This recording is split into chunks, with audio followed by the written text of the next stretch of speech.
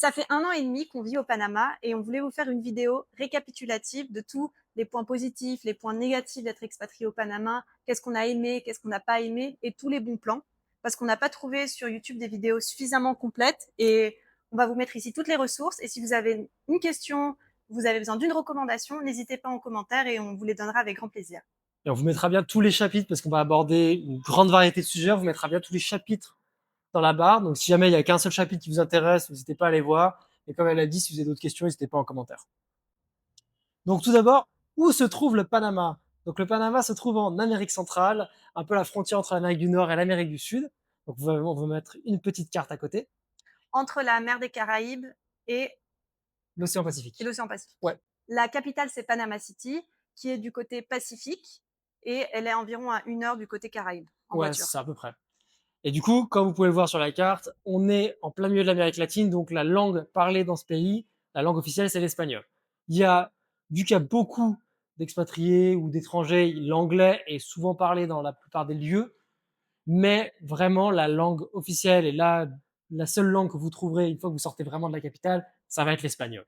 Donc maintenant, premier point un peu clé, comment trouver un appartement? Donc moi, vu que je suis arrivé un petit peu après, on arrive en décalage. Catherine est arrivée un petit mois avant, 3 semaines. Oui. Donc du coup, c'est elle qui s'est surtout occupée de cette partie-là. Voilà. Et comment j'ai fait? Donc au début, j'étais innocente. Je me suis dit, ok, comme je veux un truc un peu plus pour expatrier, je vais prendre une agence immobilière qui s'appelle KW, Keller Williams, qui est partout dans le monde en fait, et Ouais. qui en général vend des lots, des biens un peu d'exception. Et je me suis dit, bon bah là j'aurai un bon service, ça va être nickel.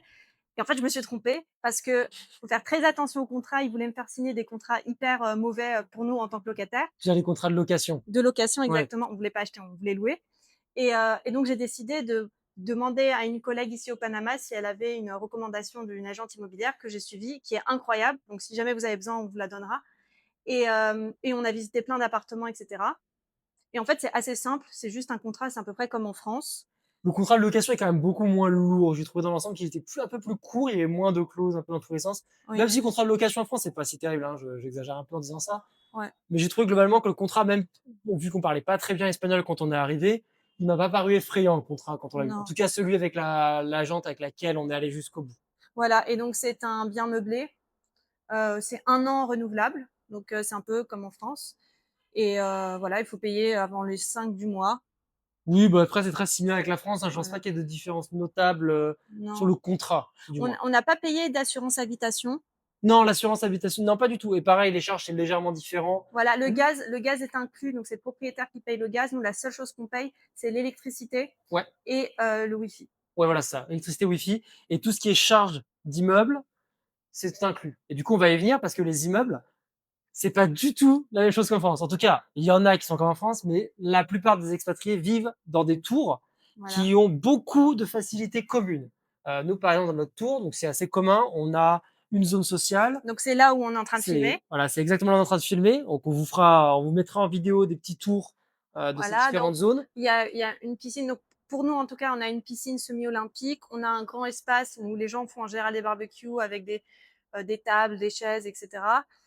Une salle de sport qui est plutôt bien équipée. Ça, c'était un énorme critère pour nous. Et en général, ils ont la plupart des tours, parce qu'il y a des vieilles tours aussi, qui ont été construites il y a 10 ans, 20 ans. Elles ont des salles de sport qui sont un peu comme des salles de sport d'hôtel, donc pas très bien équipées. Celle-ci est vraiment bien équipée. Il faut savoir que notre immeuble où on vit, il a été construit en 2021, je crois. 21 ou 22, donc il est très, très, très moderne. Il est très neuf. Parce que vu qu'il fait très humide au Panama, ils ont besoin de beaucoup de maintenance. Et donc, si vous prenez des très vieux immeubles. Des très vieux immeubles, ça sent l'humidité, ça se voit que la peinture est en train de se déliter. Elle a du mal, ouais. Voilà, donc faites très attention quand vous visitez un appartement, demandez à enlever la clim, parce que quand ils mettent la clim, tu sens plus l'odeur de l'humidité. Ouais, c'est beaucoup moins. Et ça peut être un peu. Oui, faire un petit peu attention sur les appartements qui sont très vieux, que des fois ils construisent pas forcément avec les meilleurs matériaux, avec les meilleures normes, avec quoi que ce soit. Donc c'est pas forcément dangereux, mais par contre c'est clair que au niveau humidité ou qualité de l'appartement, sur des immeubles qui sont plus vieux et qui sont pas forcément trop en étage, ça peut être plus difficile. Après, il faut savoir que ces tours-là aussi, elles montent à des étages qui peuvent être très élevés. Nous, à cette tour-là, elle va jusqu'au 29e étage et nous on habite au 13e. Mais il y a des tours qui vont jusqu'au 51, 52e étage. Donc plus on est haut, moins il y a d'humidité forcément aussi. Donc ça va jouer, évidemment. Voilà. Et donc au 29e étage, on a l'espace de coworking avec en plus une salle qu'on peut louer pour des gros événements. On n'y a jamais été d'ailleurs.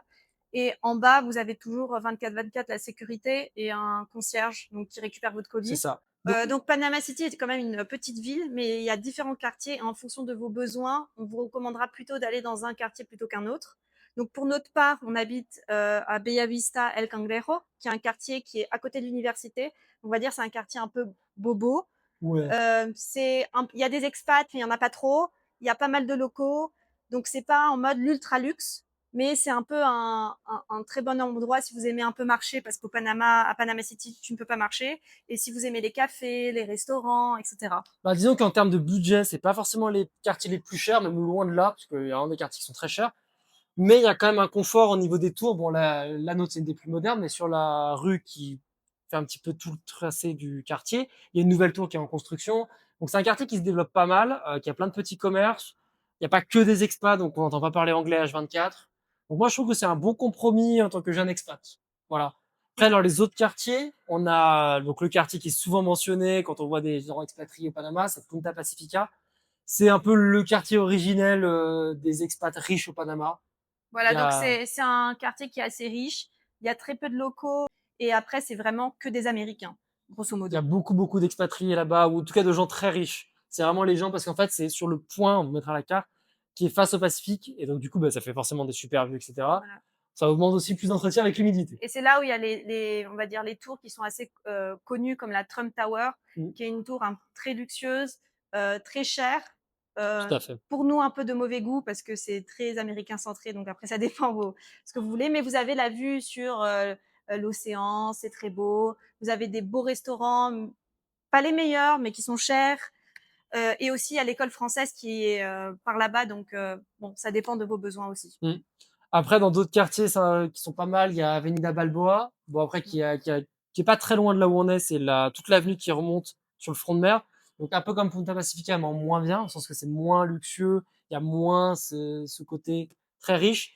Après, les bâtiments sont assez vus Il y a aussi, quand même des expats. C'était il y a beaucoup les d'expats. premières tours ont été bâties là-bas Mm, parce que tu as une vue incroyable et imprenable sur l'océan. tout à fait. Le seul petit souci, c'est que comme tu es à côté de l'océan, tu as beaucoup d'humidité. Mm, Donc, encore une fois, ça peut être problématique. Et il y a beaucoup de trafic, vu que c'est un des grands axes aussi de Panama tout à fait, ouais. City. Donc, il peut y avoir du bruit. Donc, personnellement, c'est pas un quartier que j'aime beaucoup, surtout que c'est à côté de rues et de quartiers un peu En fonction de plus. où on se trouve sur l'avenue, disons qu'on a l'impression qu'on est sur une grande avenue riche, mais en fait, par endroits, surtout quand on se rapproche au fur et à mesure du centre, là, les quartiers qui bordent cette grande avenue sont de moins en moins riches, expats, comme ça. Voilà. Donc voilà, il faut faire un peu attention quand on va là-dedans. Et c'est un peu plus cher que là où on habite. Oui, c'est un peu plus cher qu'on Et habite. en parlant du centre, donc ce qu'on appelle le Casco Viejo, c'est le vieux centre, l'architecture très coloniale. Mm, C'est là où il y a beaucoup de restaurants, beaucoup de bars. C'est bohème, mais en mode vraiment comme dans une carte postale. mm. Alors personnellement, je vous conseille pas du tout d'y aller. Certes, il y a énormément de sécurité Pas vu d'y vivre. pas d'ivry, vivre, pardon. Il y a énormément de sécurité vu qu'il y a beaucoup, il y a le gouvernement, il y a les ambassades, etc. Donc forcément, c'est très sécurisé. Par contre, pour y rentrer, y sortir en voiture, bonne chance. Les rues sont toutes petites, c'est toujours blindé. Ouais. Et de manière très étonnante, c'est C'est- extrêmement cher Oui, c'est super cher. et vous n'allez pas vivre dans des tours. Donc ça va être dans des appartements avec des pierres. C'est vrai qu'il y a un cachet que les Européens aiment beaucoup, mais il n'y a pas le confort que tu Non. pourrais avoir dans d'autres tours. Non, et puis le mine de rien, on a l'impression d'être déjà au centre, mais c'est pas forcément là non plus où il y a les meilleurs restos. Il y a des très bons restaurants et des très bons bars, mais c'est globalement assez onéreux comme quartier. Mm. Et dès que vous voulez sortir ou rentrer dans ce quartier, c'est toujours un peu une logistique, parce que en voiture, bah, bon courage. En Uber, bah, ça prend un petit peu. Enfin voilà, il y a quand même une logistique à avoir, je dirais, avec ce quartier-là. Mm. Sinon, dans d'autres quartiers qui restent, qu'on n'a pas mentionné, il y a Costa del Este, qui est beaucoup plus récent comme quartier, je dirais, qui est à l'est. Il y a c'est pas forcément si cher par rapport au confort, mais ça a le défaut d'être très loin. Voilà, donc c'est encore plus loin que Punta Pacifica. C'est un nouveau quartier, donc il y a de très belles tours, il y a des personnes assez riches qui y vivent, mais comme on l'a dit, c'est très excentré, donc je vois pas C'est assez l'intérêt d'y excentré. vivre. Il faut bien 20 minutes de voiture pour aller de là-bas à plus Panama City, vraiment les zones qu'on fréquente d'habitude. Voilà. En autre quartier, complètement de l'autre côté de la ville, plutôt dans la jungle, c'est Clayton. Mmh. ou Ciudad del Saber, c'est la même chose. Et donc là, c'est là où il y a les organisations internationales, donc les Nations Unies, des entreprises étrangères. Il y a aussi toutes les écoles British, American School, tous ces Ouais, trucs-là qui sont extrêmement chers. Donc, si vous avez des enfants qui sont dans les écoles internationales, ça peut être intéressant de vivre c'est là-bas. vrai. Il y a très peu de restaurants. Le peu de restaurants qu'il y a, ils sont pas bons. C'est pour vivre dans une maison, donc dans la jungle. Oui, Donc, il y a ce côté naturel, famille, qui est très sympa. oui, c'est souvent les familles de personnes qui travaillent aux Nations Unies qui habitent là-bas, globalement. Ou Voilà. beaucoup de familles, parce que après, c'est pas forcément moins cher. On va pas vous dire c'est une maison, c'est moins cher. C'est pas du tout forcément moins cher. Mais Ouais. par contre, c'est pas forcément le même attrait. Nous, ici, là, on a l'avantage, on n'a pas d'enfants, donc on va pas aller chercher à être proche d'une école. Si par contre, on veut une école internationale qui, du coup, sera plus proche de ce quartier-là, et qu'on ait une famille, ça fait déjà tout de suite beaucoup plus sens. Donc il y a un quartier qui nous reste, dont on n'a pas forcément parlé, c'est San Francisco. Donc c'est un quartier qui est assez bobo, un mix un peu entre maisonnette et tours, qui est globalement assez cher parce qu'il est rempli d'expatriés ou de gens assez riches. Et il y a plein de commerces, il y a plein de restaurants et tout. C'est globalement assez cher. Après c'est sympa, il y a quand même beaucoup de Le- restaurants d'aller, c'est super sympa. je pense que les meilleurs restaurants sont par là-bas. Ouais, globalement les meilleurs restaurants sont probablement par là-bas et surtout ça a l'avantage d'être un quartier qui est assez facile où se déplacer. Concernant les prix pour le loyer, donc nous, à El Cangrejero, 80 mètres carrés, deux chambres dans une tour qui est excellente, on paye 1200 $ par mois. Donc ça compte pas l'électricité ni Le wifi. la Wi-Fi. Si vous allez plutôt dans des quartiers comme Punta Pacifica, San Francisco et Avenida Balboa. Avenida Balboa, comptez plutôt 2000 $. 2000, c'est vraiment Punta Pacifica. Je dirais Balboa, San Francisco, ça peut quand même être plus 1600, 1700. 1600, Mais 1700. ça va être plus cher en moyenne. Il faut savoir que nous, on a quand même eu un très bon prix. Parce qu'il faut savoir que ça se négocie Voilà, donc n'hésitez pas à négocier. Tous les petits trucs que vous voyez qui sont pas bien, essayez de l'utiliser comme argument, comme argument pour négocier. complètement. Tout se négocie ici, donc vraiment, même le loyer. Donc maintenant, nous allons parler de comment se déplacer dans la ville. Parce qu'il faut savoir que Panama City n'est pas forcément une ville qui est facile à se déplacer en tant que piéton. Les trottoirs sont pas toujours présents, et quand ils sont présents, ils sont pas forcément de super qualité. Les feux piétons, des fois, bon, les feux piétons, c'est voilà, c'est assez inexistant et des fois, c'est compliqué de savoir comment traverser, etc. Mais je dirais qu'il faut pas s'attendre à une ville européenne avec des passages piétons bien démarqués de partout, des jolis feux de signalisation. Non, donc c'est pas forcément une ville qui est facile en tant que piéton. Donc du coup, les solutions qu'on a, c'est souvent Uber, Ok, donc principalement. Uber est vraiment pas cher au Non, Panama. Ça veut dire que comptez au minimum 1,8 $ pour une course de quelques kilomètres. En fonction du trafic, ça peut monter, mais je veux dire, vous allez en avoir pour 2 $, 3 $, oui, 4 non, grand max par course, c'est donc c'est ça. vraiment pas cher. Et il y a un concurrent à Uber ici qui s'appelle InDrive. C'est moins cher, par contre, vous n'allez pas pouvoir payer avec votre carte bancaire, c'est seulement par cash ou par Yapi, qui est une application de paiement ici. Mais avec cette application, vous allez pouvoir négocier vos prix et c'est souvent un peu moins cher. Et parfois, c'est bien d'avoir les deux, comme ça, si Uber est moins cher, vous prenez Uber, si InDrive est moins cher, vous prenez InDrive. Donc, c'est assez pratique. Oui, c'est très pratique parce que ça permet vraiment d'aller un peu n'importe où pour des prix qui sont vraiment pas très chers. Donc, Mhm. c'est une super approche. Après, il existe bien sûr des transports en commun, mais il Mhm. y en a pas beaucoup. Nous, on a surtout pris le métro quand on était arrivé au début. Il y a 2 lignes de métro qui sont plutôt de bonne qualité. Très bien, pas cher, propre. C'est 35 centimes le trajet. Non, il n'y a pas d'abonnement ou quoi que ce soit, en tout cas pas de ce qu'on a vu. Par contre, 35 centimes le trajet et on peut payer par carte directement. C'est-à-dire qu'il n'y a pas de ticket ou Mm. de choses obscures à trouver. Donc ça, c'est pas mal. Et puis sinon, tous les Panaméens ont la plupart une voiture parce Mm. que c'est très à l'américaine. Donc les gens prennent des prêts carrément pour avoir des voitures. Oui, Et donc tout est fait pour la voiture. Ça veut dire que quand tu vas à un restaurant, tu as un valet parking qui va prendre ta voiture et s'en occuper. Donc si comme moi, tu ne sais pas faire des créneaux, tu sais pas bien te garer, il n'y a pas de il problème. n'y a pas de problème. Oui, dans cette ville, il n'y a pas besoin de se garer. Toutes les tours ont des parkings. Nous, on a 5 étages de parking dans notre tour et ils sont loin d'être pleins. Mm. Dans la ville, les places qui en a, en général, c'est de l'épi rapidement. Et quand on va au restaurant, au bar, bon, bar, pas forcément, mais quand on va au restaurant, il y a des valets parking. Les supermarchés ont des parkings indécemment grands. Donc Mm. franchement, c'est pas très difficile d'avoir une voiture ici. La Ah, manière de conduire la voiture, c'est pas comme en Europe. C'est-à-dire que les règles sont beaucoup plus flexibles. Par exemple, règle numéro 1, ne jamais rester sur la voie la plus à droite parce que c'est là où il y a les taxis qui s'arrêtent, où il y a des trous souvent, etc. Moi, je vous conseille, si vous avez 3 lignes, de vous mettre au milieu ou celle le plus à gauche. Donc, ça veut dire que les gens pourront aussi vous doubler par la droite. Mais encore une fois, les gens sont très chill. Donc, franchement, moi qui n'aime pas trop conduire, au Panama, je me suis sentie bien parce que tout le monde fait des erreurs, c'est normal. Puis Et les routes sont très mal designées. C'est-à-dire qu'il y a pas voilà, mal de moments où on rentre sur une 4 voies par la droite et on doit sortir dans 200 mètres par la gauche. voilà. Oui, oui, c'est très très commun. C'est pas juste une anomalie. Non, beaucoup de routes sont designées de cette manière-là. Donc à partir du moment où les routes sont aussi mal faites, forcément, vous allez avoir des comportements qui n'ont pas de sens. Il faut pas s'énerver, c'est comme ça. Les gens Voilà, sont habitués, ils sont très tolérants, ils laissent passer. Faut des fois forcer un peu, mais je veux dire rien de bien sorcier quand on voilà. voit comment on conduit en Europe. Et aussi, vu l'état des routes, le point positif, c'est que personne va trop vite. Donc, en général, vous allez pas vous taper des, je sais pas Ah, moi, des 120? Non, non, même 120 l'autoroute ici, kilomètres. ça va rarement au-dessus de 110, hein. Donc au moins, ça c'est bien. S'il y a des accidents, ils seront moins graves que si vous étiez en vitesse très grande. Donc c'est pas mal. Donc du coup, dans notre cas, on a décidé d'acheter une voiture parce que pour les courses, pour les sorties, c'était beaucoup plus Surtout pour ton simple. travail Et initialement. pour mon travail, vu que Mmh. je travaillais à Ciudad El Saber, donc à Clayton, je devais faire 20 à 30 minutes de trajet par jour. Et donc, plutôt qu'avoir le Uber, surtout qu'au retour, le Uber, c'était un peu difficile à avoir, on s'est dit, on va acheter une voiture. Donc, on a acheté une toute petite voiture. Une petite Hyundai i10. Hyundai Indis, il y en a plein. On vous conseille d'acheter des voitures qui sont très communes ici parce que la main-d'œuvre pour les garages est pas chère et vous trouverez les pièces très facilement. Donc, Oui, n'achetez pas des voitures européennes, surtout pas. ça n'a aucun sens. Et Bah, oui, donc pour acheter une voiture, c'est plutôt simple entre guillemets parce qu'il faut juste aller au municipio, donc qui est la municipalité de Panama City. Si vous habitez à Panama City, il y a deux trois bureaux à aller. Si vraiment vous êtes tout préparé avec tous les documents, on va dire ça doit prendre 1 heure max.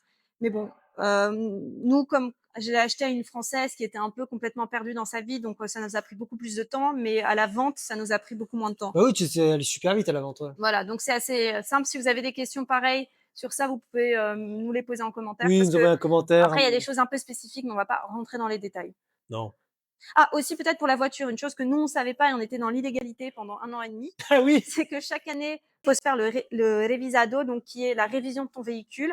Quand tu vas dans un garage, demande la révision complète. Comme ça, vous avez le service complet. Ils vont payer directement la taxe que vous devez payer à Panama City. C'est Astrid qui m'a dit. Ah Et donc, OK. du coup, tu n'as pas besoin d'aller au municipio et payer ta plaque. Parce qu'en gros, vous avez une plaque par année. Bon, à un moment donné, ils vont pas vous demander d'acheter la plaque à chaque fois. Vous allez juste mettre un autocollant pour qu'on voit que vous avez payé pour l'année en cours. Maintenant, on va parler un petit peu d'administratif et de banque. Donc, on va commencer déjà par vous dire qu'au Panama, la monnaie locale, c'est le dollar américain.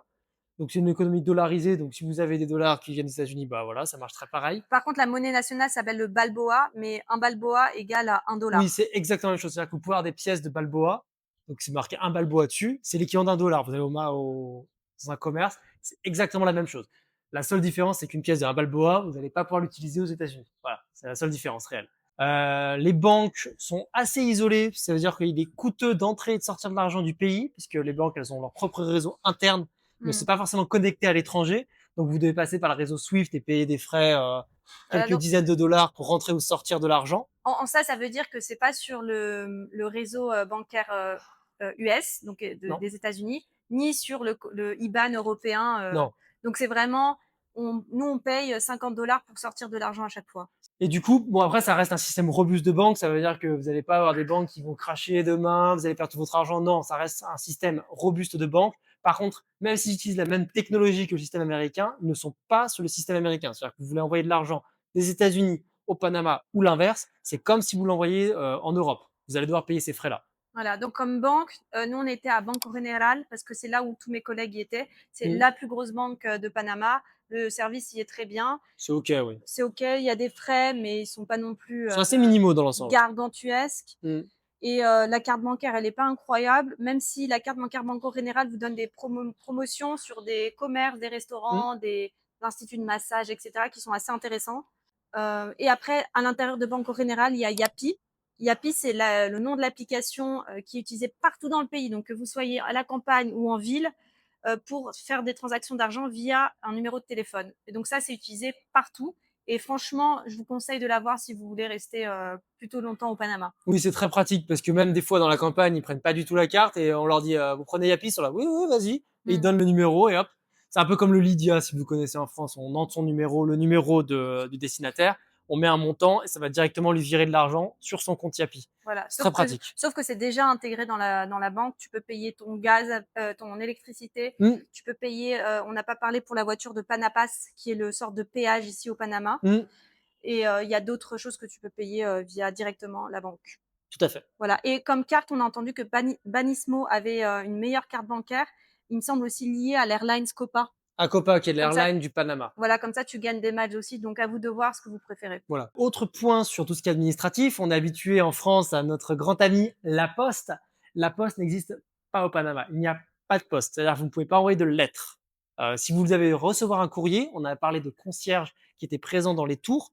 C'est-à-dire que si vous voulez recevoir un courrier ou une livraison, un colis, le concierge en bas de votre bâtiment va le réceptionner pour vous, le garder et vous le réceptionnez après vous-même là-bas.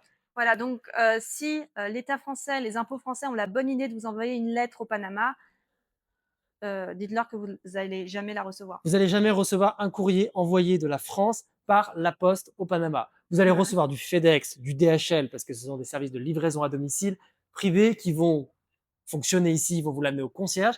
Mais la Poste, on a essayé d'envoyer pas mal de papiers depuis la France, on n'a jamais rien reçu. Ça a échoué silencieusement. Voilà. Voilà, et en parlant de papier, donc pour toute démarche administrative, il y a une ambassade française qui se trouve au Casco Viejo, donc dans le vieux centre. Très pratique. Vous pouvez prendre rendez-vous sur leur site internet. C'est assez réactif hein, Ils dans sont assez l'ensemble. réactifs, donc pour ça, il n'y a pas de problème. Donc si vous avez n'importe quel problème, l'ambassade sera là. Oui, elle est là, elle est réactive et Voilà. elle est vraiment facile d'accès. Moi, on n'a vraiment pas eu de problème avec. Voilà. Pour avoir été dans d'autres pays, c'est pas l'ambassade la plus active au niveau culturel, événements, liens entre Français, mais en termes administratifs, de base, elle est bien. Ouais, elle était bien. Donc en termes de sécurité, c'est un des pays qui a la plus grande sécurité dans la région et même en général de tous les Oui, pays que j'ai fait. C'est hyper sécurisé. Il y a la police, il y a souvent la police un peu partout. Si tu restes dans les quartiers où tu es censé être, il n'y a pas de problème. oui, on a un ami, il passe ses nuits, enfin, il marche tous les soirs jusqu'à 2h, 2-3h du matin. Ne nous demandez pas pourquoi, on sait toujours pas trop. Et à chaque fois, lui, il aime bien faire son exercice, aller marcher un peu à cette heure-là dehors. Et souvent, il marche en fin d'après-midi, voire même nuit, minuit, 1h du matin, 2h du matin. Et Hmm. il a jamais eu quoi que ce soit au Panama. Non, en tant que femme, j'ai jamais eu de problème non plus. Et puis, les gens ne volent pas, ça veut dire que c'est pas comme en France, si on a bien compris, où tu peux toujours laisser ton portefeuille et aller aux toilettes dans un restaurant. Normalement, il va pas. Il nous est jamais rien arrivé ici. Hein. Là, on est Non, sur la partie commune du bâtiment. On a déjà laissé des affaires et le lendemain, on l'a retrouvé. Donc, je veux dire, il n'y a rien non. de. Franchement, moi personnellement, je me sens extrêmement en sécurité Oui, ici. Si vous avez des enfants, je pense pas qu'il y ait non plus de problème non. particulier. Donc, franchement, en termes de sécurité, je pense que c'est un des meilleurs choix si vous voulez être Oui. dans la région. En tout cas, dans la région Amérique latine, c'est un des pays les plus sécures. En Amérique centrale, il n'y a même pas photo. C'est vraiment le plus sécurisé. Voilà. Et puis les Panaméens en tant que peuple sont adorables, serviables, etc. Ils toujours vouloir aider. Ouais, ils Ils sont très gentils, sont moi, je trouve, dans l'ensemble. Hein. donc franchement, il n'y a pas de problème, c'est Oui. super. Le seul truc qu'on a pu voir, c'est un peu au niveau de stabilité politique. Parce que donc ils ont eu des élections début d'année, l'année dernière, je sais plus exactement, mais il n'y a pas Ouais. si longtemps que ça. Et donc après, il y a eu quelques petites manifestations politiques dans une autre région du Panama, qui après, ça un petit peu, c'est revenu vers la vie principale. Mais globalement, c'était pas des grosses manifestations, surtout quand on est français, qu'on est habitué à voir les images de Paris. Non, ici, c'est beaucoup plus tranquille. Bon, après, il y a eu les répressions dans les régions en question. Là, on va pas forcément débattre. Ouais. Mais juste pour vous dire que globalement, il y a quelques petites manifestations, mais elles sont très petites, c'est très mineur, il n'y a pas grand chose. C'est drôle parce que les Panaméens sont là: «Oh mon Dieu, c'est hyper dangereux, il y a une manifestation», et puis nous, on regarde, on fait: «Ah ça, c'est une manifestation pour vous?» Oui, Pour nous, on nous, est mort c'est de rire. vraiment c'est un petit truc, une petite fête, hein. Voilà, parce qu'après, le seul truc, c'est que vu qu'on habite en face de l'université du Panama, qui originellement était l'endroit où il y a eu les manifestations historiques contre les États-Unis, La révolution. ouais, bah, la révolution peut dire, et ben en fait, la police n'a pas le droit d'aller dans l'université, donc tous les trucs un peu manifestations comme ça, ils stockent les affaires dans l'université, vu qu'on habite en face. Des fois, il y a des petites joutes, on va dire, Mmh. entre quelques étudiants, mais vraiment, ils sont 10-15, et la police qui vient, qui leur balance un gaz lacrymo, et après, c'est fini.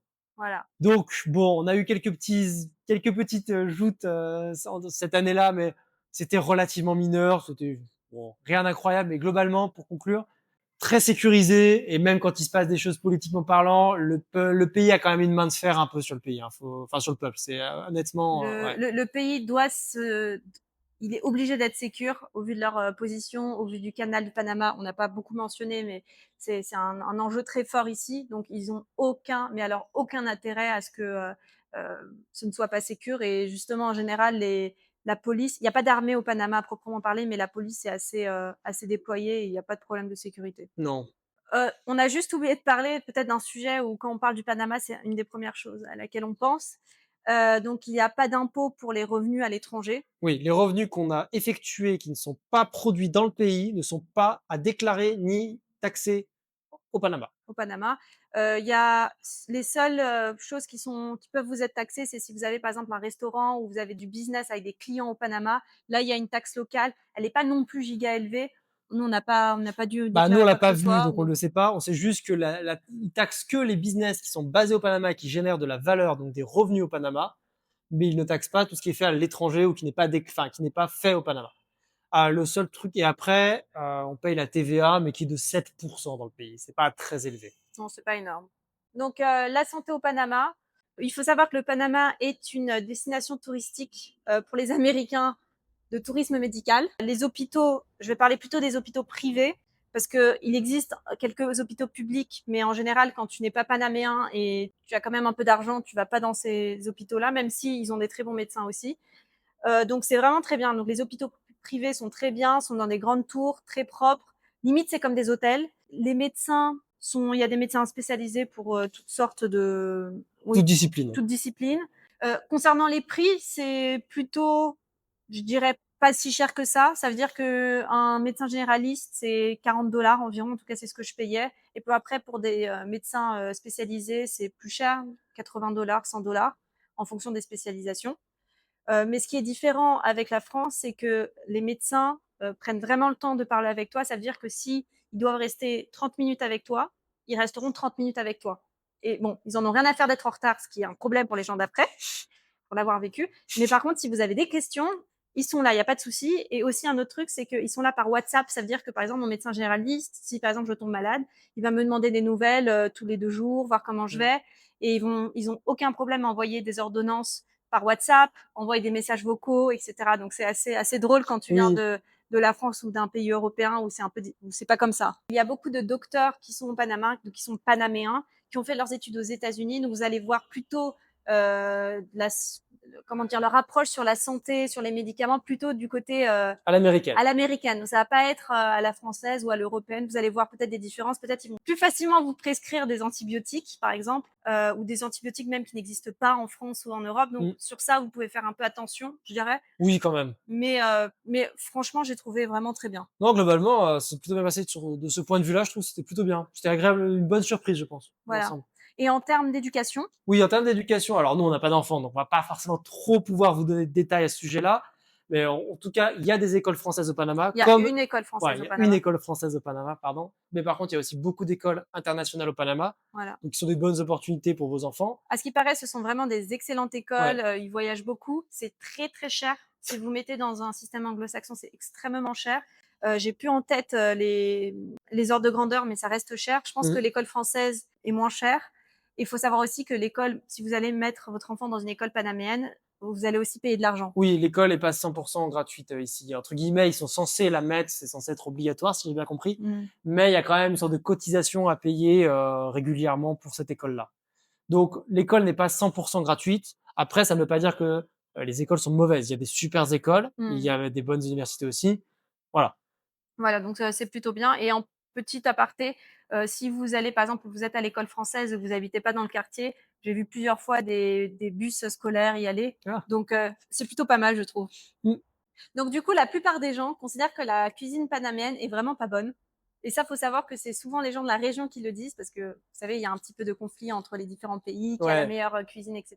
C'est sûr, c'est pas une cuisine hyper variée C'est pas une cuisine très raffinée non plus. et pas une cuisine très raffinée non plus. Par contre, nous, on la trouve excellente. Bah, ouais, mais Il plutôt y bonne, hein. a beaucoup de friture, ça tu pourras en Ah, parler. la friture. Ouais, le Panama, bah, j'ai l'impression que beaucoup de pays américains, que ce soit nord ou sud, aiment bien la friture de manière générale, mais au Panama, faut savoir qu'un des trucs les plus communs, c'est de prendre des bananes plantains. Donc, ce ne sont pas exactement des bananes, ça ressemble, mais c'est plus un féculent qu'un fruit. Uh-huh. Et en fait, ils coupent des gros morceaux de cette banane, ils le font frire une première fois, ils l'écrasent, ils le font frire une deuxième fois. C'est ça des patacones.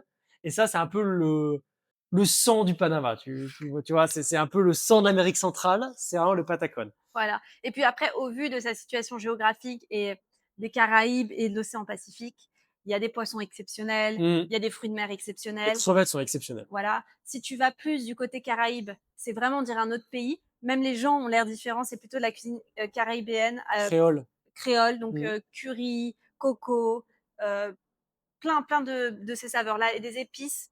C'est excellent. Mmh. Et donc en termes de plats qu'on a goûté, il y a plein Bah, d'autres le choses. sancocho qui est un peu une institution panaméenne aussi. La plus grosse institution panaméenne, c'est le plat qui s'appelle arroz con pollo, Ah oui, le fameux riz avec du du poulet. poulet effiloché, un peu de légumes, un peu de curry. En général, c'est un peu le truc classique. Il y a le sancocho, c'est C'est une une soupe. soupe avec de l'igname, donc c'est une sorte de racine qui ressemble un peu au manioc. Donc c'est une soupe avec ça, du poulet et je crois que c'est à peu près tout, non? Mais sinon, du coup, il y a aussi énormément de fruits tropicaux, forcément, par rapport à là où on se trouve. Donc, il y a beaucoup d'ananas, de papaye, fruits de la passion, il y a beaucoup de citron, donc de manioc, tout ce qui est racine un peu comme ça. Il y a Coco. étonnamment, oui, il y a la coco. Il y a étonnamment aussi, on s'y attendait pas, beaucoup de citrouilles. C'est quelque chose qui nous a étonnés, on s'y attendait pas du tout. Il y a beaucoup de citrouilles au Panama, Voilà. donc c'est sympa. Et en boisson, je veux dire l'agua de pipa, Oui, donc qui est c'est l'eau de l'eau de coco coco, verte. c'est excellent aussi. C'est Moi, plein j'adore. de bons nutriments. Moi, j'adore. C'est trop bon. Et quoi d'autre? En dessert, ils n'ont pas grand chose. Non. Ils ont des flancs. Ah si, ils ont Le raspao, là. raspao, qui est de la glace pillée. Ils mettent du sirop, du lait concentré, des flocons de lait concentré. Moi, j'adore. Je trouve ça un peu, bon, Pour c'est pas moi. trop mon truc. Après, je suis moins dessert que toi aussi, mais c'est Voilà. pas trop mon truc. Donc, franchement, il y a plein de choses à voir dans la Hmm. cuisine panaméenne. Non, c'est plutôt bien, hein. Voilà. Et les restaurants typiques s'appellent des fondas. C'est des restaurants en général au bord des routes, ouverts, et t'en as pour 4-5 $ max. Ouais, max. Et c'est en général, ils vont servir les plats un peu comme le arroz con pollo, donc celui qui est le riz avec le poulet Mm. effiloché. Ils vont vous servir les petites soupes. Ils vont vous servir des poissons en général. Peut-être, si c'est un peu sympa, vous pouvez avoir des poissons à la caribéenne.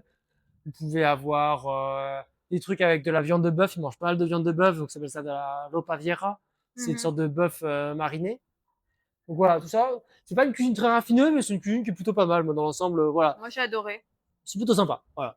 Et Voilà. petit point à ajouter sur la cuisine, c'est que au Panama, ils ont une phobie du lave-vaisselle. Voilà, on ne sait toujours pas trop pourquoi, mais ils ont l'impression qu'ils lavent mieux que le lave-vaisselle.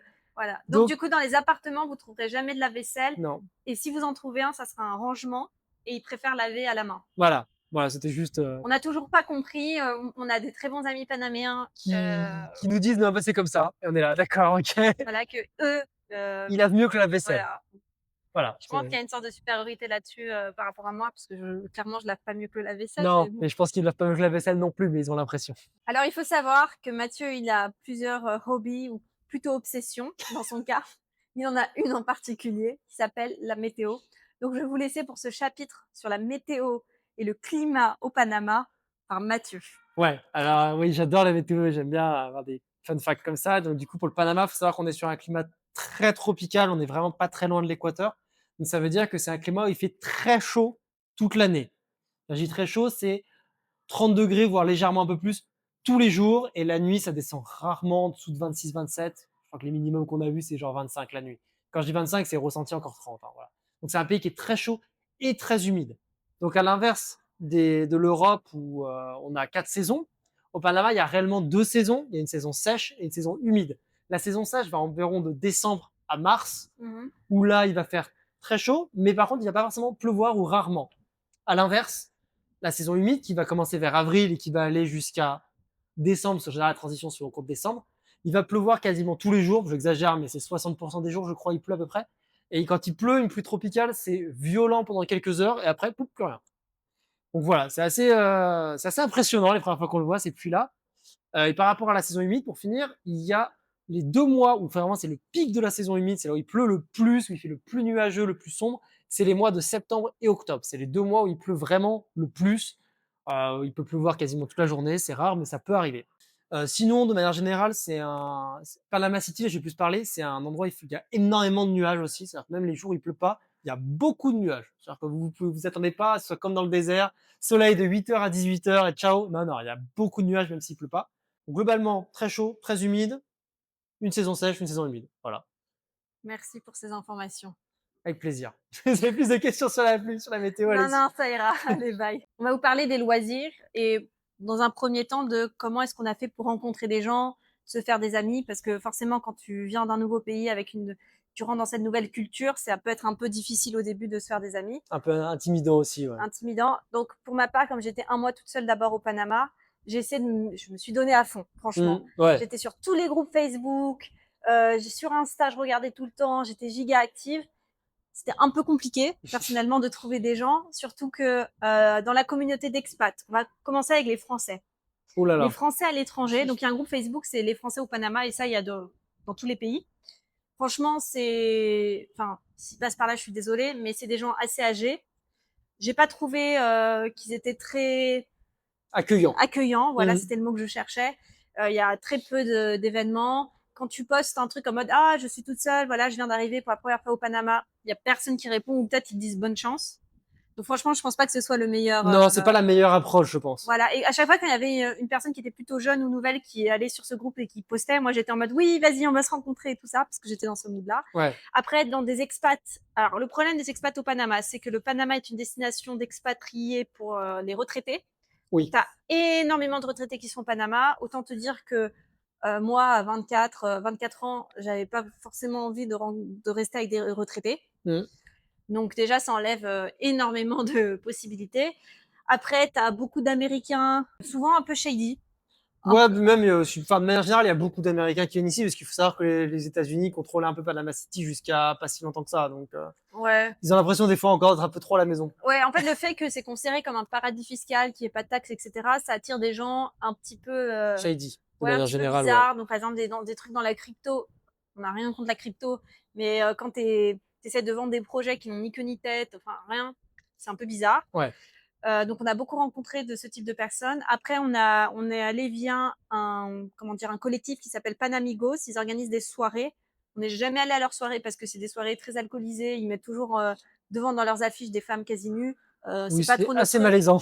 Voilà. Par contre, ils font des sortes de networking où, bien sûr, la plupart des gens sont un peu des gens pas intéressants.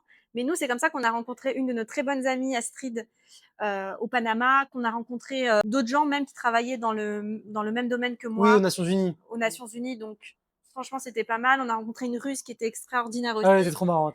Et comment on faisait, c'est que, je sais pas, j'avais l'intuition, quand je voyais des gens intéressants, Ouais. je Bah, on a m'agrippais eu à eux. beaucoup de ratés aussi, mais je veux dire, Bon, on a voilà. eu pas mal de ratés, mais bon, je pense que ça fait partie du truc. Donc, si vous partez du principe que que c'est déjà difficile pour vous de trouver des gens, je pense qu'au Panama, ça va être encore plus. C'est pas si facile que ça, ouais. Après, ces événements avec Panamigo, c'était quand même un bon moyen au début, quand on connaissait vraiment personne, de rencontrer quelques personnes.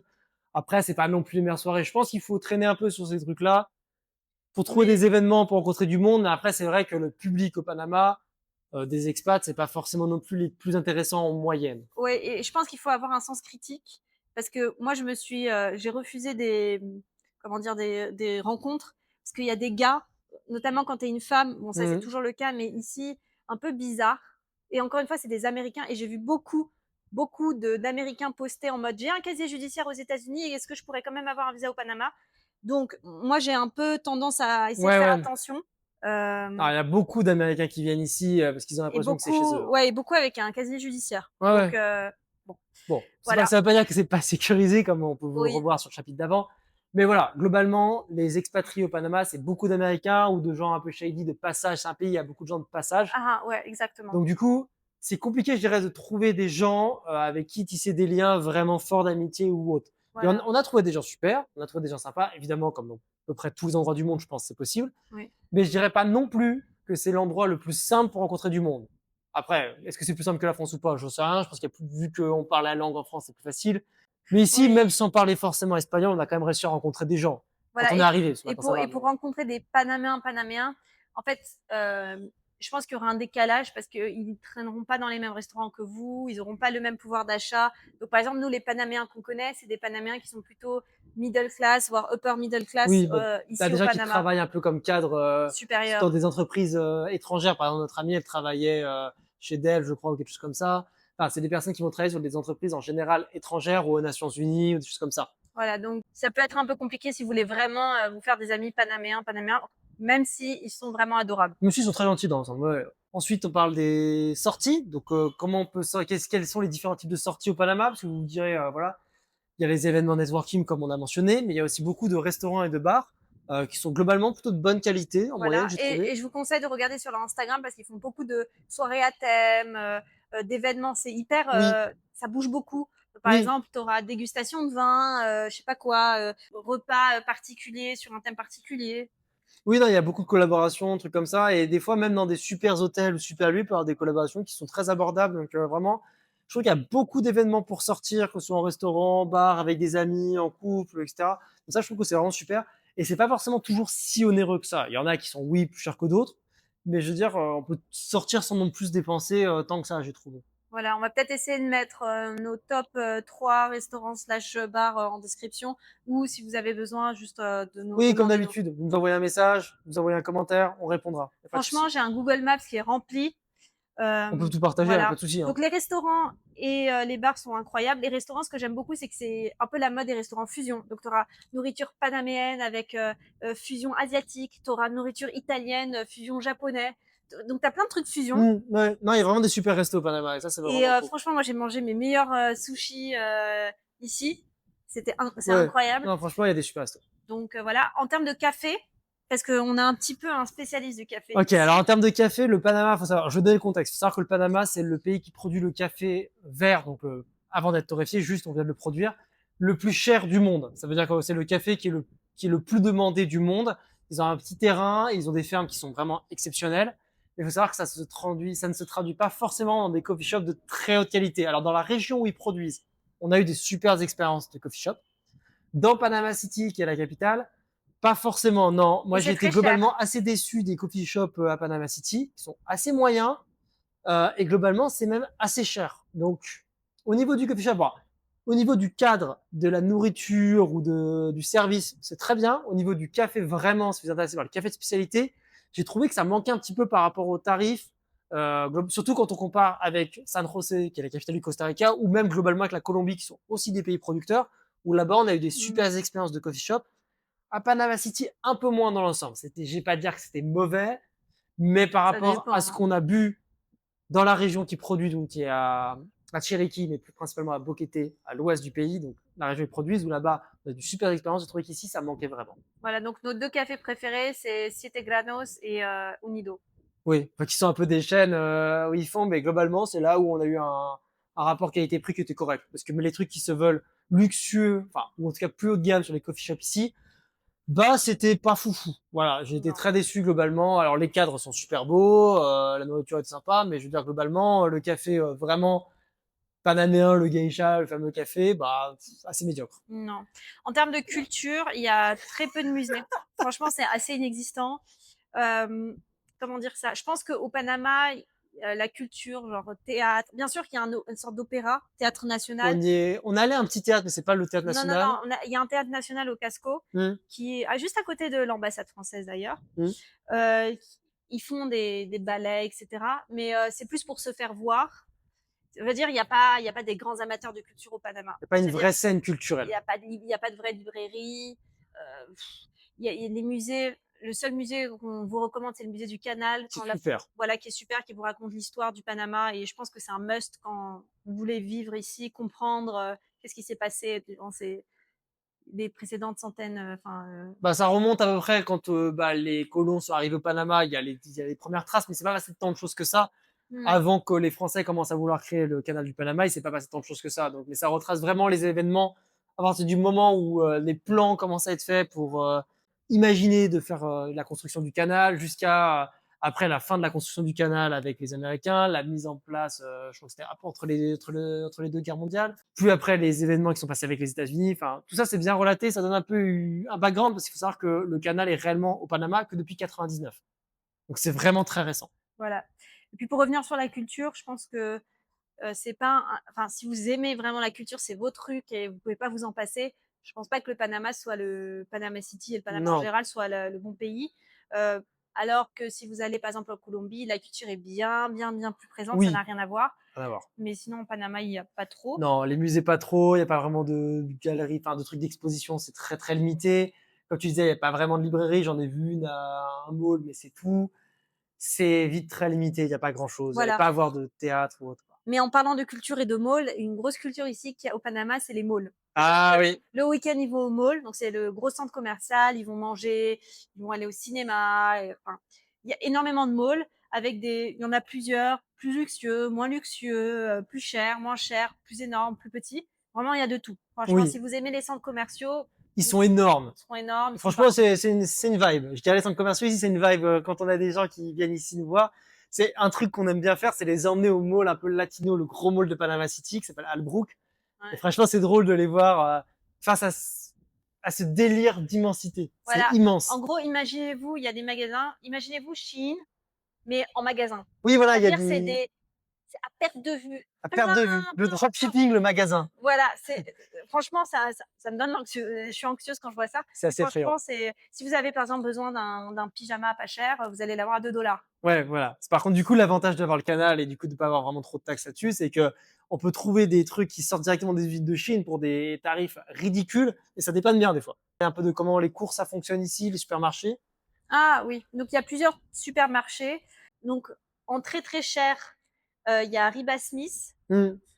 et Foodie aussi, on n'y est pas allé Ah, on n'est pas beaucoup. trop allé, mais ça c'est très cher. C'est très cher, donc c'est pas des magasins où on vous conseille d'y aller si vous avez pas de budget, vous en fichez, allez où vous voulez. Mais si vous faites un peu attention, c'est pas forcément ceux qu'on vous conseille. Ouais. On achète seulement la viande à Riba Smith parce qu'en fait, la viande dans des autres supermarchés sont un peu. Globalement, les normes d'hygiène dans les supermarchés sont pas forcément celles auxquelles on est habitué en France. Et du coup, pour la viande, on a quand même eu des fois des mauvaises surprises au sens où qu'on ouvre le paquet, on est là, bah, c'est pas dans un bon état, donc on va pas forcément manger ça. Et quand je dis pas un bon état, c'est pas chochotte, c'est le truc, il y a des trucs noirs qui commencent à se développer dans la viande quand même des fois. Voilà. Voilà. Donc, pour la viande, on a quand même des standards un peu plus élevés, donc on est allé dans ces supermarchés un peu plus chers pour la viande, voire des boucheries, il y a des très bonnes boucheries. Il y a des boucheries, par exemple, vous pouvez trouver de la viande argentinienne qui est très très connue, Oui, ou des super steaks en américain. Enfin, je veux dire, ribeye et il y a tout. de la très bonne viande dans les boucheries, ou alors dans Riba Smith, il y a de la meilleure contrôle d'hygiène de la qualité de la viande. Donc ça, c'est OK. Mais après, Voilà. pour tout ce qui est le reste, on allait souvent dans des supermarchés un peu moins chers qui s'appellent El Rey ou Super 99. Voilà, donc c'est les deux qu'on vous conseille. Et après, pour les fruits et légumes, donc faut savoir que les fruits et légumes sont très très très chers si vous allez dans les Oui, supermarchés ou si vous allez même au marché. Je sais pas pourquoi les prix ont fait qu'augmenter au début, on allait au marché. Bref, on a trouvé une fruteria qui est juste un magasin où ils vendent des fruits et des légumes. T'as 3 papayes à 1 $. Vraiment, c'est pas cher, c'est c'est de bonne vraiment pas cher. qualité, c'est souvent local. C'est très bon. Et ne vous étonnez pas si vous achetez par exemple des pommes, des brocolis ou des choses qui ne poussent pas au Panama ou dans les alentours, ça va être extrêmement cher. Donc, il va falloir un peu changer les habitudes. Enfin, nous, on a un peu changé nos Oui, un petit habitudes peu. juste pour s'adapter aux fruits et légumes qu'on trouve, mais sinon, c'est vraiment pas cher. Oui, ben, on a, je sais pas, pour vous donner une idée des tarifs, parce que c'est intéressant, par exemple, en fonction de leur arrivage, ça dépend tout le temps, on a pour les ananas, 2 ou 3 ananas pour 1 $. C'est vraiment pas cher. Pareil, la papaye, c'est 25 centimes la livre, donc un peu plus de 50 centimes le kilo. 50 Papaye, centimes le dollar, le kilo de papaye.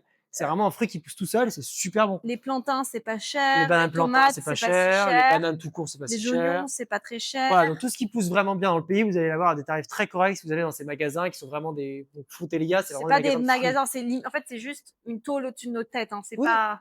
mais du coup, voilà, faut ça, enfin, en fonction de là où vous allez, le prix de vos courses peut vraiment aller du simple à 5 à 10 fois plus. Voilà, et pour le fromage, parce qu'on sait que c'est important pour les Français et pour nous aussi, le fromage est très cher. Fromage français, c'est très mauvais. Enfin, Il est pas très bon. il est Les pas très exports de bon. fromage français sont globalement de très mauvaise qualité, faut le savoir. Et Voilà. ici, c'est pas une exception. Vous trouverez bien mieux du fromage, même danois, du bleu danois était bien meilleur que le fromage français qui est Et exporté. fromage espagnol. Fromage espagnol, on a trouvé du plutôt bonne Et qualité. on vous conseille aller Riba Smith. Donc, dans certains Riba Smith, ils ont, comment dire, une fromagerie, Des entre fromages un guillemets. peu à la coupe qui sont pas si mal, ouais. Voilà. Et petit point en plus pour tout ce qui est shopping, achat de choses, Mm. les meubles au Panama sont globalement très chers et pas de très bonne qualité. On n'a pas trop compris pourquoi. Il n'y a pas Mais Ikea au Panama. Donc, voilà, ça veut dire si vous voulez acheter Ikea, c'est un peu un truc de luxe parce que vous allez devoir acheter aux États-Unis, Ikea États-Unis, ils vont vous faire venir par bateau ici. voilà. Donc Franchement, vraiment, c'est pas les incroyable. meubles ici, vous êtes un peu contraints par des choses pas forcément de très bonne qualité. Et vu qu'il n'y a pas beaucoup d'offres, bah, vous allez le payer en plus globalement assez cher. Donc, par exemple, les étendages à linge, super compliqué d'en trouver, ça nous a coûté étonnamment cher. On a payé ça 30 ou 35 $. C'est super cher. Et en fait, parce qu'il y avait rien d'autre, on a passé plusieurs mois à se galérer sans parce que il en trouvait juste pas. Donc voilà, faut se dire qu'au niveau mobilier, ça peut être un petit peu compliqué parfois. On parle pas de chaise ou autre évidemment, mais dès qu'on veut un truc un peu différent, bah là voilà, ça devient vite très compliqué. Et pour les sorties, on a oublié quelque chose. qui est assez intéressant, c'est un site qui s'appelle Oferta Simple, où ils mettent tous les jours des nouvelles offres. Et donc, vous pouvez avoir des restaurants pas chers, des massages pas chers, je sais pas, révision de clim, de voiture, etc. Vraiment beaucoup, beaucoup moins cher. Oui, beaucoup moins cher. Des voyages aux Caraïbes, Des des excursions, excursions pas très chères. On vous conseille vraiment de vous mettre sur la newsletter si vous êtes au Panama. ça vaut Et vraiment le coup. ça vaut vraiment, vraiment le coup. Nous, on a fait plein d'économies. On a pu aller dans des massages, dans des instituts incroyables, dans des hôtels incroyables. Pour seulement quelques dizaines de dollars par personne. Enfin, Oui, vraiment, il y a souvent des offres à des moins 50%. Par exemple, on allait à un hôtel, Gamboa Rainforest, ah là, oui, qui est un bâtiment splendide dans la jungle, etc. On a payé ça moins 50%. Enfin, ouais. vraiment, ce site-là, alors oui, tout est en espagnol et tout, donc, mais en même temps, ça vous fera pratiquer si vous avez besoin. Pratiquer. Pratiquer, pardon. Mais je pense que ça vaut vraiment le coup parce que oui, 90% de ce qui est posté est probablement pas à votre goût ou autre, mais quand vous allez trouver un truc à moins 50%, vous allez être super heureux de le voir. Et des fois, ça vous fait juste tester des restaurants où vous C'est serez pas vrai. forcément allé non plus. On a déjà eu des super bonnes surprises comme ça en se disant non, on va pas aller là, c'est un truc touristique, mais d'un coup, il est à moins 50%. On va aller tester, on sait jamais. Voilà. Donc Donc, vraiment recommandé, offerte à Simplé, vraiment lien en recommandé. description. On va parler de business un petit peu. Donc, monter un business au Panama. Donc, il faut savoir que si vous venez au Panama et que vous espérez exercer votre profession telle quelle, il peut y avoir quelques impasses. En effet, au Panama, il y a des professions qui sont réservées aux Panaméens, donc à ceux qui détiennent la nationalité panaméenne. Par exemple, parmi d'autres, parce que je ne les connais pas tous, mais vous ne pouvez pas exercer de la médecine au Panama si vous n'êtes pas panaméen. Pareil pour ce qui est du droit, Comptabilité. comptabilité, probablement truc de finance aussi, j'imagine. Oui. Enfin, il y a pas mal de métiers qui sont réservés aux Panaméens. Donc, on vous mettra une liste à l'écran, en description, je sais pas trop, on verra en fonction de la taille. Mais voilà, en fonction du métier que vous exercez, vous pouvez pas forcément le faire tel quel au Panama. Deuxième point important, c'est que si vous montez un business au Panama, donc qui vraiment se trouve ici, qui embauche des Exemple, gens un au Panama, restaurant. par exemple un restaurant, le gouvernement vous oblige à embaucher une proportion de Panaméens. Je n'ai pas le pourcentage, mais OK. voilà, je crois On que c'est va 50%, un truc comme ça. Mais en gros, ça veut dire que si vous créez un restaurant, vous êtes obligé d'embaucher 50% d'employés panaméens. On avait un ami qui nous avait raconté une histoire. Il avait essayé de monter une pizzeria donc dans le vieux centre, ce qui est plutôt un bon deal sur le papier, parce que le vieux centre, il y a énormément de tourisme. Monter une pizzeria là-bas, ça pourrait être bien. Et en fait, il nous a dit que c'était un enfer parce qu'il était obligé d'embaucher plein de Panaméens à cause de cette loi. Et en fonction des Panaméens, bien sûr, c'est pas tous, mais il y en avait parce qu'ils savent qu'ils sont obligés d'être embauchés. Des fois, ils étaient là, bon, je viens pas. Il nous ouais. a dit que c'était super compliqué. Alors, je suis pas en train d'émettre un jugement sur les Panaméens de manière générale, mais il nous disait que globalement, ça faisait que ça pouvait mettre des bâtons dans les roues si on veut créer un business au Panama. Et le corollaire de ça, c'est que si vous comptez être embauché par une entreprise au Panama, bah là, c'est un autre problème parce que l'entreprise, elle doit embaucher pour chaque personne qui n'est pas panaméenne, doit embaucher plein de Panaméens. Donc du coup, ne venez pas au Panama en espérant vous faire embaucher par une entreprise locale. Après, si vous êtes employé par des grands groupes internationaux et tout, ou Ça, c'est vous autre êtes chose. en télétravail et que le bureau qui vous embauche n'est pas au Panama, là, il n'y a pas de problème. Mais venez pas au Panama en vous disant, je vais être médecin ou une profession qui est réservée aux Panaméens, ou ne venez pas en vous disant, je vais me faire embaucher par un business panaméen. C'est compliqué. Quand vous venez au Panama, c'est soit pour faire soit vous avez un business à l'étranger, nomade, soit vous êtes embauché par une entreprise internationale ou un bureau qui n'est pas au Panama, soit c'est pour montrer votre propre business. Donc là, on va parler de ce qui est aussi très important, le visa et les voyages Ouais. depuis le Panama. Donc, concernant le visa, donc nous, on était sous un visa un peu particulier. Donc, dans notre cas, on n'a pas eu besoin de faire tous les papiers. Mm. Néanmoins, si vous voulez aller au Panama parce que vous avez votre entreprise online, etc., ce qu'on vous conseille de faire, c'est d'aller voir un avocat ici au Panama. Pareil, on peut vous donner des recommandations parce Mm. qu'on avait commencé à effectuer la procédure. Pour avoir son visa, grosso modo, il va falloir créer une entreprise. Enfin, c'est pas une vraie Oui. entreprise, enfin, c'est une entreprise qui ne sert à Faut strictement à rien. déclarer une entreprise au Panama. Voilà. Et après, vous vous faites employer de cette entreprise. Et quand vous avez le papier qui dit ah telle Catherine a été est employée par une entreprise panaméenne, là vous allez pouvoir faire votre demande de visa. Et c'est un visa qui a une durée de 2 ans, si je ne Il me me semble trompe. que c'est 2 ans la première 2 ans fois. renouvelable 2 fois et au bout de Non, 5. non, une seule fois. À partir du moment où tu le renouves, c'est 5 ans. Ah voilà, 5 ans. Et après, tu peux demander au bout de 5 ans la nationalité panaméenne. C'est ça. Il me semble que c'est 2 puis 5. Ouais, enfin bon. En tout cas, on a un ami il le fait une deuxième fois. Ah non, pardon. On recommence. C'est que c'est 2 ans. Et ensuite, une fois que tu le fais, c'est permanent pour la résidence. Et au bout de 5 ans de résidence au Panama, tu peux demander la nationalité. Sous certaines conditions. Bien sûr. Certaines conditions, bien sûr. Mais du coup, voilà. Si vous venez venir ici, il faut faire la démarche de créer une entreprise, se faire employer par l'entreprise, Ça prend un peu de temps, hein, ça prend 4-5 mois quand même 4-5 facile. mois, c'est environ dans les 2 000 $ par personne?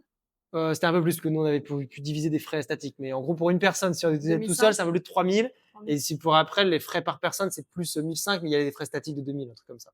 D'accord, très bien. Et puis donc ça, après, il y a différentes manières d'obtenir un visa. Si par exemple vous êtes retraité, vous avez un visa particulier, donc ça va Oui, être beaucoup plus simple pour vous. oui. Et puis si vous avez de l'argent à investir, par exemple dans l'immobilier au Panama, je sais pas. Je crois que c'est 200 000 $ à investir dans le pays pour avoir le visa. Mhm. Et si on est retraité, qu'on peut justifier d'un fonds de pension ou d'un fonds de retraite, dans ce cas-là, vous avez d'office le visa.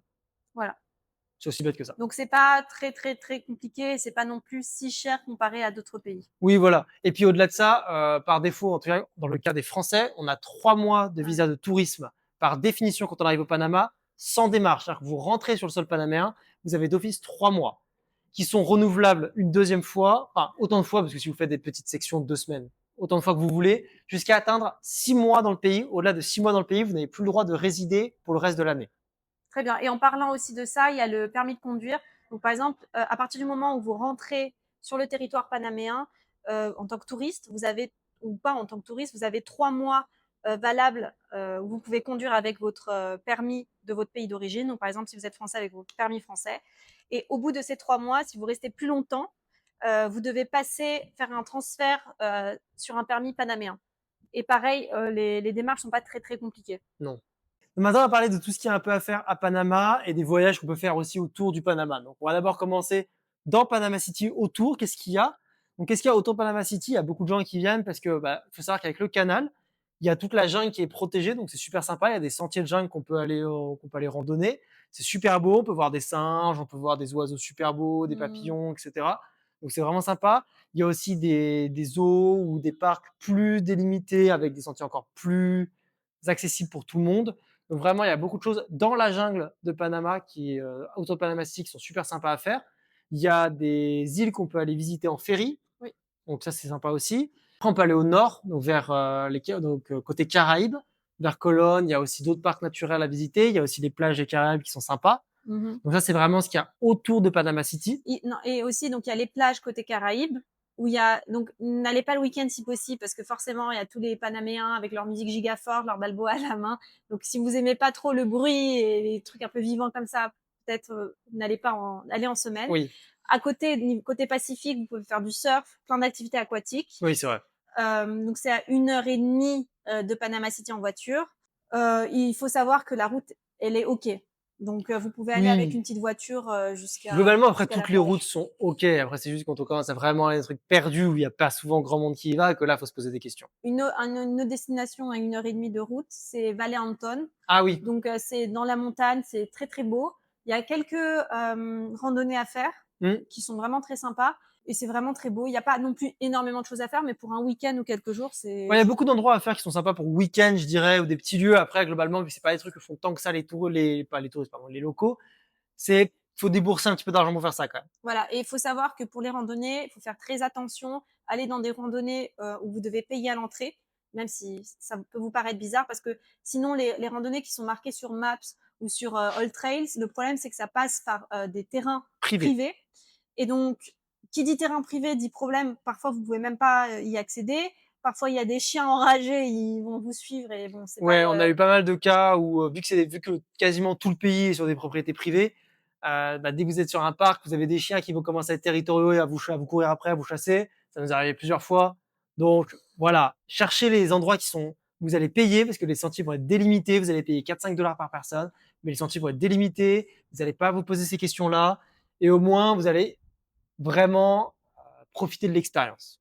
voilà. Beaucoup plus que si vous allez dans un sentier pour le fun comme ça. Ah, je vais aller dans un sentier privé, je paye pas. Ouais, mais vous allez sûrement le regretter. Voilà. Et puis aussi, il faut savoir, donc ça c'est un petit laïus, c'est qu'au Panama, il y a 7 peuples autochtones. Donc ce sont des peuples indigènes du Panama. Et ils ont des régions particulières dans tout le Panama. Donc par exemple, il y a des parcs naturels où vous ne pouvez pas y accéder comme ça. Vous avez besoin d'un tour parce que forcément, ces autochtones vont vous faire payer de l'argent. Enfin, vous devez avoir des droits de passage. Oui. Donc Ça, faut c'est comme quand vous allez dans une réserve, finalement. Tu oui, payes l'entrée dans la réserve. Ben là, c'est pareil. c'est exactement la même chose. Après, du Panama City, vraiment plus loin, donc 4-5 heures, vous avez Playa Venao. Oui. Donc, c'est plutôt pour les gens qui aiment faire la fête, le surf, Surf, ouais. un peu boho, bohème là, Mmh. c'est pas mal. Nous, on n'a pas trouvé ça incroyable, mais peut-être qu'on était juste pas la bonne Oui, je clientèle. On est pense, c'est arrivé ça. quand il pleuvait beaucoup, mais ça peut être Mmh. une bonne destination autour de Panama City. Ouais. Bah, autour, là, ça commence à faire un peu plus loin et Un du peu coup, plus. si on commence à aller plus loin après, alors on n'a pas fait toutes les régions non plus parce que quand vous commencez à voir un peu le thème, c'est que c'est pas forcément facile d'accès, les différentes régions dans le Panama. Donc autour de Panama City, on a fait pas mal de choses. Mais comme vous pouvez le voir, là, on a déjà commencé à arriver à 4-5 heures. Et en fait, là, ça va continuer par la suite. C'est qu'il y a l'ouest du Panama qui est très touristique aussi, donc Chiriquí, et qui a Mmh. la partie où il y a des montagnes, Le et là où café. elle fait le café, là où elle produit le café. Et il faut savoir que dans ces régions-là, donc c'est une des régions les plus touristiques du Panama, il y a une grosse ville là-bas, enfin grosse ville, une ville assez de taille conséquente, qui s'appelle David, où il y a un aéroport, donc on peut y aller facilement du Panama. Et après, on peut aller dans les montagnes à Boquete très facilement en voiture. C'est très bon, il n'y a même pas de route de montagne, c'est du tout droit, c'est assez impressionnant. Et Mmh. une fois qu'on est là-bas, là, c'est très touristique aussi, il y a plein de choses à faire, c'est sympa. Et très cher. Il faut Et savoir c'est que assez cher, oui. faire du tourisme au Panama, même si en soi vivre au Panama, on va en parler plus tard, c'est pas si cher que ça à Panama City. Par contre, voyager au Panama, ça devient très cher parce qu'il faut toujours aller en tour. La voiture, parfois, ça devient, on vous conseille pas d'aller en voiture, donc vous allez devoir en aller en avion. Il y a certains endroits où il faut aller en tout petit avion, limite pas des jets, mais des tout petits avions. Par exemple, Ouais, Bocas del pour Toro. Bocas del Toro, on n'y est jamais allé parce qu'apparemment, les seuls vols qui y vont, c'est les compagnies avec des avions. Bon, on nous a dit beaucoup de mal à ces avions-là, donc on n'a jamais trop voulu faire ça, surtout qu'il y avait d'autres destinations touristiques qui nous intéressaient. Voilà. Donc ça peut être un peu compliqué et onéreux de voyager au sein de Panama City. Par contre, de Panama City, c'est un aéroport international, l'aéroport de Tocumen. Et donc là-bas, il y a l'airline principale qui est Copa Airlines, Hmm. qui est de Panama, qui est leur comment dire airlines en français, Leur compagnie aérienne. leur compagnie aérienne panaméenne.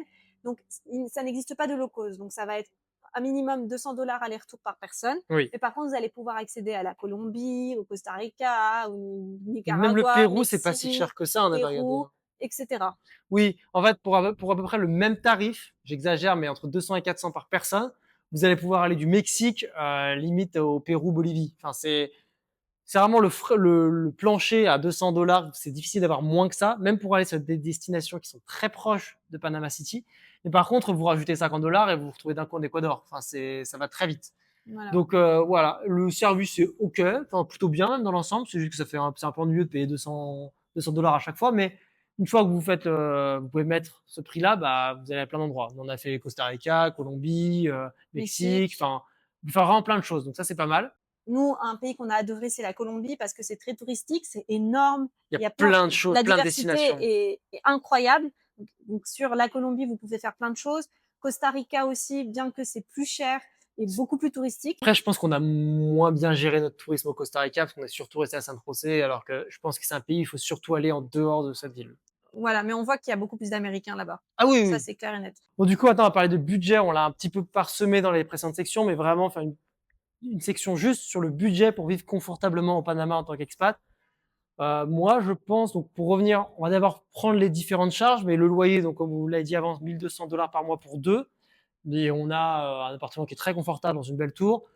Pour deux, pour moi, il faut viser entre 1000 et 1500 $, je pense, globalement, parce que nous, je pense Ouais. qu'on a eu un bon prix aussi. L'électricité, on va dire, allez, c'est moins de 100 $. Bah, ça dépend à quel point vous êtes des accros de la clim, mais nous, on n'est pas non plus des grands consommateurs de la clim. Je veux dire qu'on connaît des gens qui ont des factures d'électricité indécentes, mais nous, on s'en sort pour 50 $ par mois. Voilà. Et encore, je trouve que c'est pas mal, puis des moments où on était un peu en dessous, mais voilà, 45, 60. Si vous êtes Voilà. un gros consommateur, peut-être plus 80, 100 pour la La clim. Wi-Fi, c'est 40 La dollars. Wi-Fi, c'était 40, 45, ouais. Les téléphones, c'est 20 $. 20 $ par ligne. Ensuite, La nourriture pour je deux sais personnes pas un mois, exactement combien on consomme, parce que ça dépend 600 vraiment de dollars. là. Ouais, pour deux, on va dire deux, ça dépend vraiment où vous allez faire les courses. Ça peut vraiment aller du simple au triple, je pense ça. Mais on va dire minimum 200 $ par personne, je dirais, pour pas Ouais. trop faire attention à vous acheter. Si vous faites vraiment attention, on peut sûrement tomber plus bas, mais je veux dire, compter quelques cents, allez, 200, 300 par personne, pour par adulte, évidemment, Mmh. par mois. Évidemment, si vous faites très attention, vous pouvez probablement tomber à 150, 100, mais vraiment, c'est bas. L'essence pour la voiture. L'essence est très peu cher. Il faut savoir que c'est entre 0,8 et 0,9, pardon, 80 centimes ou 90 centimes de dollars par litre ici. Donc c'est vraiment pas cher. Donc l'essence, nous, quand on fait le plein, ça nous coûtait 25 $ à peu près. Donc Mmh. c'était une petite voiture, bien sûr, mais on mettait 30 litres dedans et ça nous coûtait à peu près 25 $. Donc c'est vraiment pas cher l'essence. Tout ce qui est, assurance, voiture, ça nous a coûté 160 $ par an. par an, ouais. C'est pas très cher non plus. Donc vraiment, Les après, restaurants, tout ce qui va être sorti des restaurants, ça peut être vraiment pas cher. On a déjà fait des restaurants très sympas pour, 15-20 balles par personne, ouais. mais ça peut monter aussi à 40-50, ça dépend vraiment où qu'est-ce que vous faites comme type de sortie, quelle fréquence vous visez et cetera. Comme on l'avait dit, tout ce qui est excursion, tourisme dans la région, ça peut coûter un peu cher parce que soit les vols sont un peu chers pour aller dans d'autres pays, soit les excursions ou le tourisme dans le Panama sont pas forcément donnés. Après, si vous faites juste du loisir dans le Panamastique, vous allez au parc, vous allez dans la jungle à côté, là Mmh, tout de suite c'est pas très cher. Donc voilà, ça peut aller de vraiment pas très cher à globalement assez cher, ça dépend de mmh. qu'est-ce que vous voulez faire. Il faut savoir aussi que le loyer, inclut la salle de sport parce que nous, on a besoin Oui, d'avoir une salle de sport car on y va tous les jours. Donc en fait, on gagne de l'argent là-dessus. oui, Après, si voulez aller à une salle de sport, à l'extérieur de votre tour ou de votre appartement, je c'est pense que c'est 40. 40-30 $, Ouais. 40 $ et ça peut aller plus haut. Oui, bien sûr, ça dépend. Donc moi, Voilà, je dirais confortablement, alors pour 2, on dépensait 3 000 à 4 000 par mois pour 2. 3 000, je dirais pour 2. 3000 max Ouais, max, vraiment 4 000, j'ai un peu exagéré. 3 000 et max, on ouais. vit très confortablement Oui, oui, donc on peut pas dire qu'on vit mal ou autre, hein, on vit, on a très on confortablement. Nous, on a l'impression de vivre super confortablement et il y a des gens qui dépensent beaucoup plus que nous encore, hein, oui, qui ont pas forcément non plus des moyens incroyables, mais qui dépensent plus que nous, je veux dire. oui, Donc je pense que si vous êtes pas du genre à dépenser sans compter, 2 500 à 3 000 $ par mois pour 2, 2, c'est très ouais. bien. Enfin, vraiment, il y a pas non plus besoin de gagner, non, parce que nous, on avait, avant de venir ici, on avait quand même vu des vidéos où ils disaient pour vivre confortablement, il faut 5 000 à 6 000 $ par personne. Et nous, on était choqués, on avait Ah, ils peur ont du dit coût de la ça? vie. Ouais, ils avaient dit un truc comme ça. Et moi, je me souviens à l'époque, j'étais là, waouh, c'est énorme. Bon après, forcément il y a des expats, ils veulent vivre, d'une certaine manière, ils s'adaptent pas à la vie locale. Nous, c'est pour ça justement qu'on voyage, c'est pas pour ramener, nos besoins, Hmm. si on veut manger, des brocolis tous les jours, ça coûte une blinde, on va pas manger des brocolis tous Non, les jours nous, on donc s'est vraiment adapté, je pense, aux ingrédients locaux, à comment ils mangent, comment la vie se fonctionne. Et voilà. Ah et pareil, on si paye des gens, aussi la femme de ménage 40 $ par, oui, parce que pour nous, une voilà, matinée, on lui paye 40 $. oui, elle vit, ouais, nous, c'est vrai qu'on a voulu prendre une femme de ménage et on la paye 40 $ chaque fois qu'elle passe. Elle passe en moyenne toutes les semaines, des fois 2 semaines, ça dépend. Voilà Voilà. donc si vous voulez une recommandation, Pareil, si vous avez des recommandations là-dessus, vous pouvez nous envoyer des messages, il y a pas de souci, on sera très contente qu'on lui donne ouais. qu'on vous donne son contact. Donc c'est pas non plus un pays qui est très cher globalement. Après, si vous voulez vraiment faire beaucoup de sorties ou aller faire beaucoup de tourisme autour, là, ça peut être plus onéreux, mais vraiment la vie dans la ville, je trouve qu'on peut avoir une vie très confortable pour pas forcément si cher que ça. Donc, conclusion sur cette expatriation au Panama. Donc, je vais commencer. Je trouve que c'est un pays incroyable. Donc là, on filme cette vidéo et ça va être notre dernière semaine au Panama. Et je suis triste de quitter le Panama en tant que pays parce qu'on avait un lifestyle incroyable. Les gens sont très gentils. Donc, si vous pensez à vous expatrier dans la région, franchement, Panama, it's the place to be, pour être honnête. Et je pense pas que vous le regretteriez. Non, moi je suis assez d'accord pour une première vraie expatriation de mon côté. C'était pas du tout dans nos cartes au départ le Panama, puisque tu avais appliqué sur un job au hasard aux Nations Unies, tu as été prise, on a changé tous nos plans, on est allé ici. Je redoutais pas mal le climat initialement, comment était la vie, les clichés qu'on avait eu sur le coût de la vie, quand les vidéos qu'on avait vues qui nous avaient fait très peur. Et finalement, on se trouve dans un pays où franchement le niveau de vie, la qualité de vie, en tout cas pour des gens qui ont un petit peu de moyens, est vraiment exceptionnel. Là-dessus, c'était super. C'est très difficile de retourner en Europe parfois quand on voit Oui, le niveau de vie. oui, oui, Mais ça nous fait réaliser encore plus à quel point on est chanceux oui. d'avoir eu l'opportunité de découvrir ce pays. Et puis la plupart des gens que je rencontre qui partent du Panama, ils ont les larmes aux yeux. Hein. Oui, Donc non, pour vous dire, franchement, super expérience globalement. Il y a quelques petits défauts forcément, parce que par exemple le milieu entrepreneurial qui est peut-être un petit peu moyen, c'est une des raisons pour laquelle on pense qu'il faut. donc nous, on part essentiellement aussi du fait que, bon, au-delà de nos projets qui ont changé, c'est aussi que les gens, en fait, on n'arrive pas à s'entourer de gens qui nous poussent vraiment vers le haut. Ouais. Donc je pense que c'est à peu près ça le seul point vraiment négatif. Mais après, si vous partez, vous voulez être au Panama comme base et après voyager entre-temps, Mmh. je trouve que c'est Oui, fantastique. c'est un super pays comme base, mais même en termes de qualité de vie par rapport à la région et les pays autour, je pense que c'est probablement la meilleure ville, Panama City. Il y a quelques villes en Colombie qui commencent à être vraiment pas mal, notamment Medellín là-dessus. Mhm.